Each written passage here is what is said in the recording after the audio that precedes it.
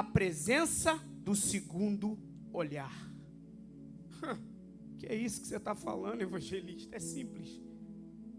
Você não é cego. Vê, você viu. O problema é o que tu faz depois que tu vê.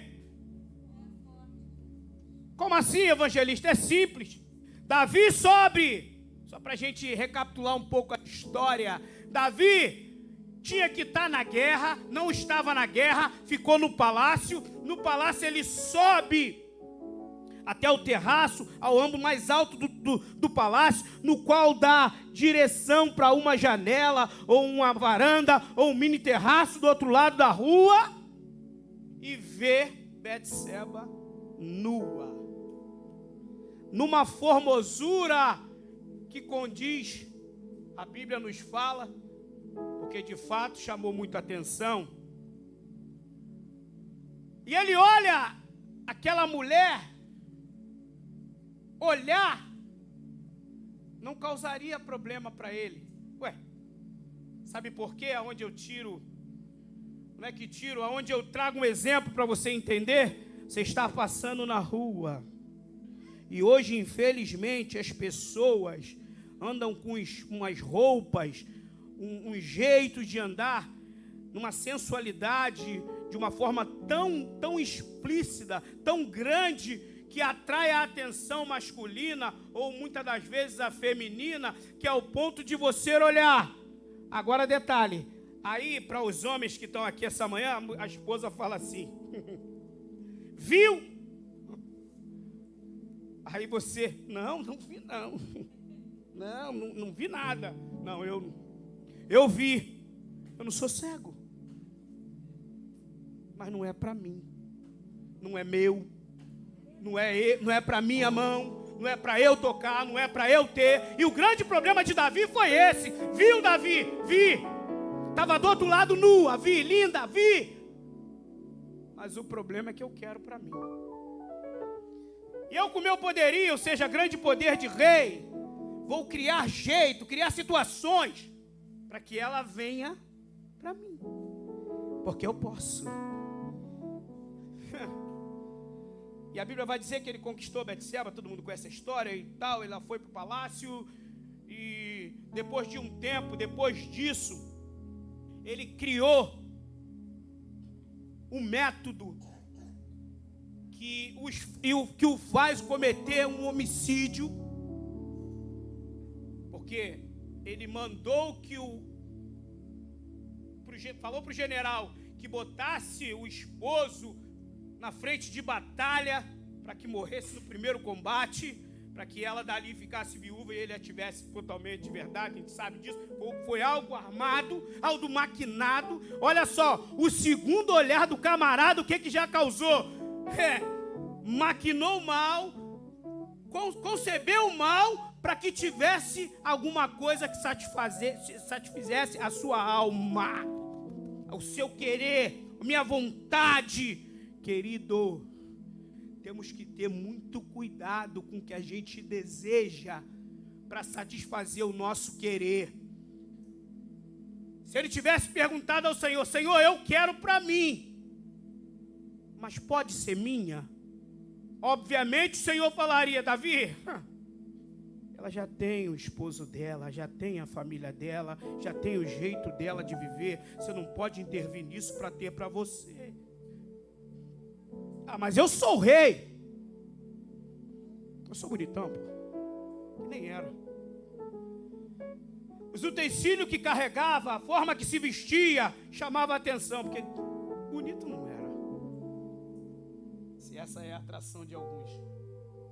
A questão é o que estava dentro dele.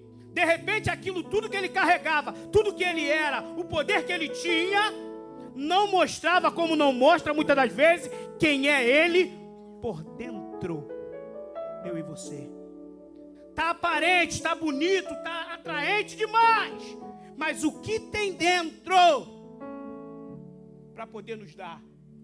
Porque na verdade precisamos entender que a boniteza, a aparência, a riqueza até diminui, mas o que tem dentro permanece.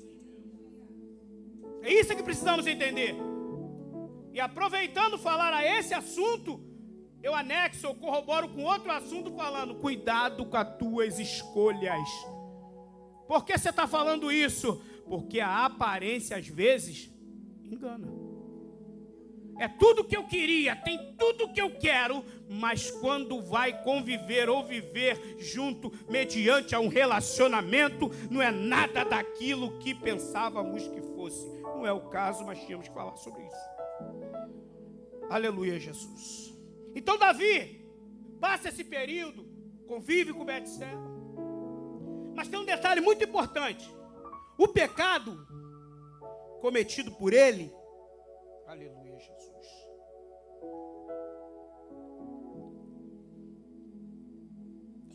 traz uns problemazinhos. Principalmente o problema físico. Além de tudo, o problema físico. Às vezes a gente pensa que estamos pecando, estamos escondidos, mas o nosso físico, a nossa aparência, a nossa fisionomia, ela mostra que o erro está com a gente. Aonde você prova isso? É simples. Livro de Salmos 32. Põe lá para mim, por favor. 3 e 4. Livro de Salmo, capítulo 32, 3, verso 3 e 4. Põe aqui para mim, por favor. Eu vou ler bem alto para vocês entenderem, mas eu acho que vocês já estão lendo e já estão identificando se for a questão. Enquanto eu me calei, envelheceram os meus ossos pelo meu bramido de todo dia, o choro de todo dia. Porque dia e noite, aleluia, a tua mão pesava sobre mim. O meu humor, algumas versões diz vigor, se tornou em sequidão. Algumas versões diz chegou ao fim. Está aí a prova que o pecado provoca. Enquanto ele se calou mediante a situação, porém, ele sabia, os súditos sabiam, Betseba sabia, mas Davi não estava bem por conta do que tinha feito. Por quê? Aqui diz, ó, a sua mão pesava sobre mim. E a Bíblia diz, mas vale um homem cair na mão de outro homem do que do Todo-Poderoso. Sabe o que é isso, querido? Quando Deus pesa a mão, a primeira coisa que Ele tira é a presença dEle de ti. Aí essa formosura que você expressa vai embora. Sabe por quê? Porque a Bíblia diz que um homem sem Deus se compara até a uma folha seca. Repara, para lá, para cá, murcha, apodrece e morre. Isso é o pecado, provoca em sua vida e minha vida. Tá a prova aqui. Davi ficou com Betseba, era rei, tranquilão, e curtiu a vida tranquilo, satisfez as suas vontades, tranquilo, beleza, que nada, aí. Enquanto eu me calei, Senhor, a tua mão pesava sobre mim, e o meu vigor vinha chegando ao fim, os meus ossos, aqui ó, já no capítulo 51, ele diz aqui ó, os meus ossos, porque tu tiraste de mim o vigor, os meus ossos tu esmagaste. Querido, eu não sei você, mas eu já sofri um acidente com princípio de esmagamento. Eu não sei você, se você já sofreu algum. Imagina uma compressão de algo apertando até não quebrar, esmagar, esfarelar. A dor que nós sentimos quando isso acontece. A comparação do que Davi estava sentindo era mais ou menos isso. Deus apertando de uma maneira, porque aquilo que Ele dá, Ele cobra. E quando Ele cobra, Ele aperta. Você tem ciência disso? Quando o Senhor te dá e você não cuida, Ele te aperta. E quando Ele aperta, você não tem para onde correr. Ah, para onde correr eu me escondo. Se esconde aonde? Se até no alto céus tu tiver, eu estou. Se até no mais infinito da terra eu estou. Se passares pelas águas, estou lá. Se passares pelo fogo, estou aqui. Não tem como se esconder de Deus.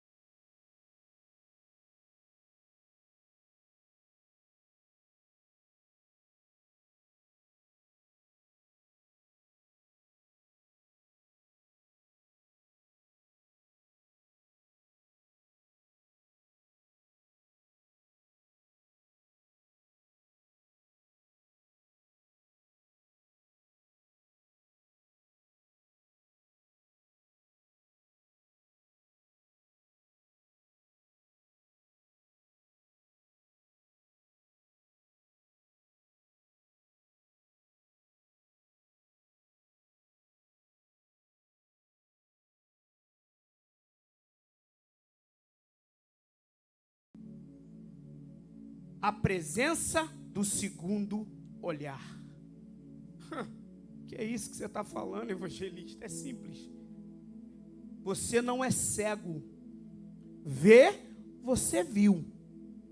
O problema é o que tu faz depois que tu vê. Como assim, evangelista? É simples. Davi sobe. Só para a gente recapitular um pouco a história. Davi tinha que estar na guerra, não estava na guerra, ficou no palácio. No palácio ele sobe até o terraço, ao âmbito mais alto do palácio, no qual dá direção para uma janela, ou uma varanda, ou um mini terraço do outro lado da rua, e vê Betseba nua, numa formosura que condiz, a Bíblia nos fala, porque de fato chamou muita atenção. E ele olha aquela mulher, olhar não causaria problema para ele. Ué, sabe por quê? Aonde eu tiro, não é que tiro, aonde eu trago um exemplo para você entender. Você está passando na rua e hoje, infelizmente, as pessoas andam com umas roupas, um jeito de andar, numa sensualidade, de uma forma tão explícita, tão grande, que atrai a atenção masculina, ou muitas das vezes a feminina, que é o ponto de você olhar.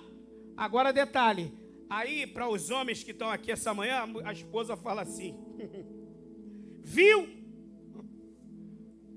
Aí você, não vi não, não vi nada, não, eu vi, eu não sou cego, mas não é para mim, não é meu, não é para minha mão, não é para eu tocar, não é para eu ter. E o grande problema de Davi foi esse. Viu, Davi? Vi. Estava do outro lado nua, vi, linda, vi. Mas o problema é que eu quero para mim. E eu, com meu poderio, ou seja, grande poder de rei, vou criar jeito, criar situações para que ela venha para mim. Porque eu posso.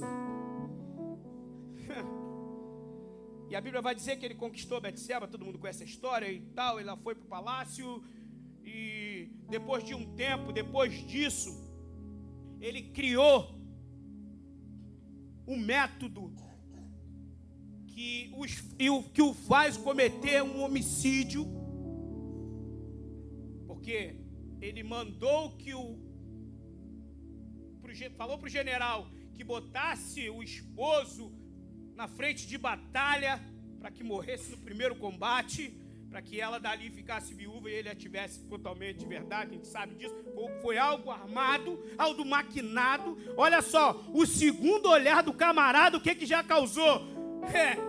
Maquinou mal, concebeu mal, para que tivesse alguma coisa que satisfizesse a sua alma, o seu querer, a minha vontade. Querido, temos que ter muito cuidado com o que a gente deseja para satisfazer o nosso querer. Se ele tivesse perguntado ao Senhor, Senhor, eu quero para mim, mas pode ser minha? Obviamente o Senhor falaria, Davi, ela já tem o esposo dela, já tem a família dela, já tem o jeito dela de viver, você não pode intervir nisso para ter para você. Ah, mas eu sou o rei. Eu sou bonitão, pô. Nem era. Os utensílios que carregava, a forma que se vestia, chamava a atenção, porque bonito não era. Se essa é a atração de alguns. A questão é o que estava dentro dele. De repente, aquilo tudo que ele carregava, tudo que ele era, o poder que ele tinha, não mostrava, como não mostra muitas das vezes, quem é ele por dentro, eu e você.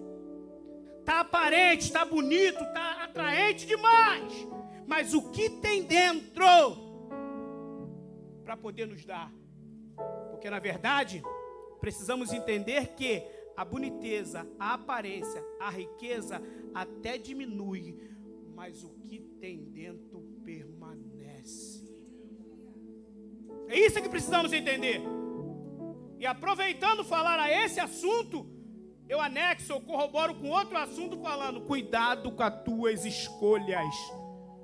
Por que você está falando isso? Porque a aparência às vezes engana. É tudo que eu queria, tem tudo que eu quero, mas quando vai conviver ou viver junto mediante a um relacionamento, não é nada daquilo que pensávamos que fosse. Não é o caso, mas tínhamos que falar sobre isso. Aleluia, Jesus. Então Davi passa esse período, convive com Betseba. Mas tem um detalhe muito importante. O pecado cometido por ele, aleluia, Jesus,